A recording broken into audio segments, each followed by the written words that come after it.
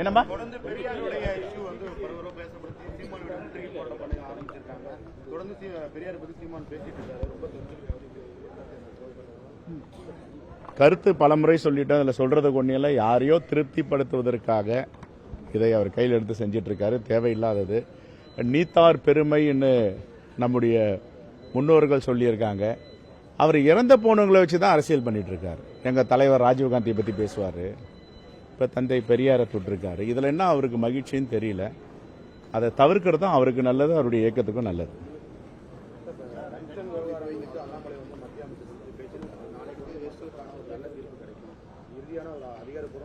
அவர் எங்கே பேசியிருந்தாலும் அதை நடைமுறைப்படுத்துகின்ற அதிகாரம் மாநில அரசுக்கு தான் இருக்கு. அதை தமிழ்நாடு முதலமைச்சர் தான் முடிவு எடுப்பார். அவங்க எடுக்க முடியாது. இதெல்லாம் பாகிஸ்தானா? இது இந்தியா. இது நமக்குன்னு ஒரு அரசியலமைப்பு சட்டம் இருக்கு. எல்லாத்தையும் ஒன்றிய அரசு செஞ்சிட முடியாது. அவங்களுடைய கன்கரன்ஸ் லிஸ்ட்ல இருக்கிறதுல, மத்திய தொகுப்புல இருக்கிறதுல அவங்க பண்ண முடியும். மாநில சுயாட்சி இந்த தத்துவம்லாம் எங்க இருக்குது? இவங்க பேசுறத பார்த்தா அதெல்லாம் இருக்குதானே தெரியல. ஆகையால நம்ம அரசியலமைப்பு சட்டம் வலிமையானது. அதையெல்லாம் தவிர்த்துட்டு இவங்க கொடுங்கோல் ஆட்சியை தமிழ்நாட்டில் திணிக்க முடியாது. அதற்கு பல முன்னுதாரணங்கள் இப்ப கூட உச்சநீதிமன்றத்தில் ஆளுநர் விஷயத்தில் கொட்டு வைத்திருக்காங்க. நீங்க முடிவெடுக்கிறீங்களா, நாங்கள் எடுக்கட்டோமான்னு சொல்லியிருக்காங்க. பல மாநிலங்களில், பஞ்சாப்ல நடந்திருக்கு அது மாதிரி. ஆகையால இதையெல்லாம் திணிக்க முடியாது. மாநில அரசுக்கு உட்பட்டது. அவர்கள் என்ன தீர்மானம் போட்டாலும், யாருக்காவது கொடுக்கணும்னு நினைச்சாலும் அதை நடைமுறைப்படுத்தும் இடத்தில் தமிழ்நாடு அரசு இருக்கு. ஏற்கனவே மாண்புமிகு முதலமைச்சர் அண்ணன் தளபதி அவர்கள் ரொம்ப தெளிவா சட்டப்பேரவையில் நாங்கள்லாம் இருக்கும்போது சொல்லியிருக்காரு. அது வராது, ஒரு வேளை அது வந்தா நான் முதலமைச்சராக இருக்க மாட்டேன், வாய்ப்பில்லைன்னு சொல்லியிருக்காரு. அதுக்கு மேல என்ன சொல்லணும்? இது அரசியலாகிட்டே இருக்காரு. அண்ணாமலைக்கு ஏதாவது கிடைக்குதான்னு பார்ப்போம். இப்போ நான் பேட்டி கொடுத்ததை வச்சு கச்சத்தீவை பத்தி சொல்லிட்டு இருக்காரு. இது என்ன கச்சத்தீவை பத்தி பேசுறவர் ஏன் அருணாச்சல பிரதேச பத்தி பேச மாட்டாரு? அருணாச்சல பிரதேசம் என்றாலே இந்த நம்ம நாட்டில் இருக்கா, ஒரு அங்கமா இல்லையா? எத்தனை ஆயிரம் சதுர கிலோமீட்டர்கள் இந்த 10 ஆண்டுகள் மோடியோடைய ஆட்சியில் மெரிடியன் லாங்குவேஜில் எல்லா கிராமங்களும் அமைக்கப்பட்டிருக்கு. வாயை திறந்திருக்காங்களா இது வரைக்கும்? அது மாதிரி இருக்குதான்னு அவர் கேளுங்க. சீனா அவங்க கிளைம் பண்றது அருணாச்சல பிரதேசம் எங்களது, லடாக் எங்களது. மெரிடியன் லாங்குவேஜில் எல்லா கிராமத்தையும் ஆக்கிரமணம் பண்ணிட்டு இருக்காங்களே. ஆனால் அந்த இந்திரா காந்தி அப்படி பண்ணல. 4000 சதுர கிலோமீட்டரை எடுத்து வெறும் 0.75 சதுர கிலோமீட்டர் தான் கச்சத்தீவை கொடுத்திருக்காங்க. இன்னும் அப்படி பெரிய சக்தி வாய்ந்த இலங்கை கிட்ட போயிட்டு அண்ணன் இந்திரா காந்தி நடுங்கி போய் கொடுக்கறதுக்கு என்ன காரணம்? அவர் சொல்றாரு நடுங்கி கொடுத்தாங்கன்றாரு, அச்சப்பட்டு கொடுத்தாங்கன்றாரு, தாரை வார்த்தை கொடுத்தாங்கன்றாரு. என்ன பேச்சு இதெல்லாம்? ஒரு நாகரிகம் வேணா? இவர் உண்மையே வாஜ்பாய் நேசிக்கின்றவரா இருந்தா, வாஜ்பாய் ஏற்றுக்கொண்டவரா இருந்தா, அதே வாஜ்பாய் என்ன சொன்னார் அண்ணன் இந்திரா காந்தியை பார்த்து? இந்த தேசத்தின் துர்காதேவினார். சொன்னாரா இல்லையா? யாரு துர்காதேவி? துர்காதேவிலாம் இந்திய நிலப்பரப்பை விட்டு கொடுக்குறவங்களா? அப்போ துர்காதேவியை கொச்சைப்படுத்துறாரா அண்ணாமலை? வாஜ்பாய் தானே சொன்னாரு. காங்கிரஸ் கட்சியில் யாரும் சொல்லலையா அண்ணன் இந்திரா காந்தியை போய் துர்காதேவின்னு? இப்ப துர்காதேவியோட வரலாறுன்னா இவங்க தானே துர்காதேவியை உழுந்து கும்பிடுறவங்க. அப்ப துர்காதேவின்னு வாஜ்பாய் சொல்றாரு. அந்த இயக்கத்தின் பிதாமகன், அந்த இயக்கத்தை கட்டி அமைத்தவர். நேற்று காத்தால கட்சியில சேர்ந்துட்டு இவர் இந்திரா காந்தி பத்தி குறை சொல்றாரு. இந்திரா காந்தி பத்தி என்ன தெரியும் இவருக்கு? கொச்சைப்படுத்தி பேசுறது, அநாகரிகமா பேசுறது, நாட்டை விட்டு ஓட இருந்தார்கள்னு பேசுறது. இதெல்லாம் ஒரு நாவடக்கம் வேணும், நாகரிகம் வேணும்.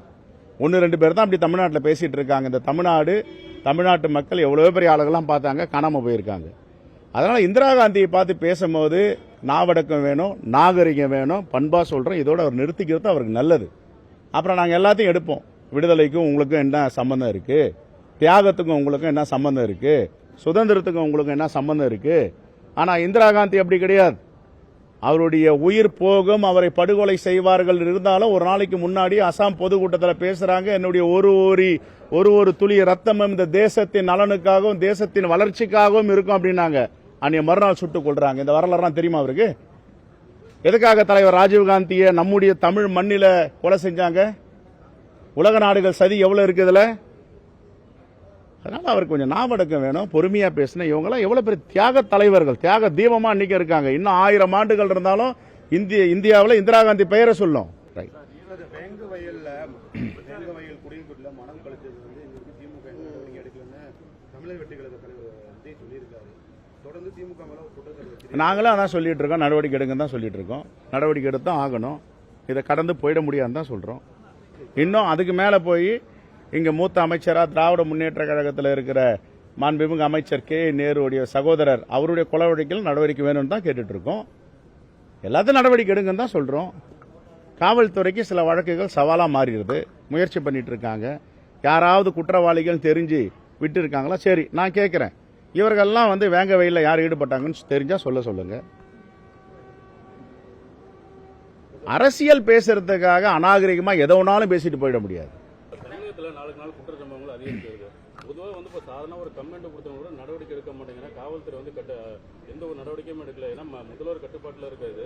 இதனால ஒருத்தர் இப்போ தீக்குளிச்சு இறந்திருக்காரு. இது மேலே பெரும்பாலான இது நடவடிக்கை எடுக்காம இல்ல, நான் உங்களில் ஒருவனா, இந்த தமிழ்நாட்டில் ஒருவனா கேட்கிறேன். இதை கடந்து யாரும் போயிட முடியாது. இரும்பு கரம் கொண்டு அடக்க வேண்டும், குற்றவாளிகளை கண்டுபிடிக்க வேண்டும், இன்னும் சட்டத்தை கடுமையாக்க வேணும்.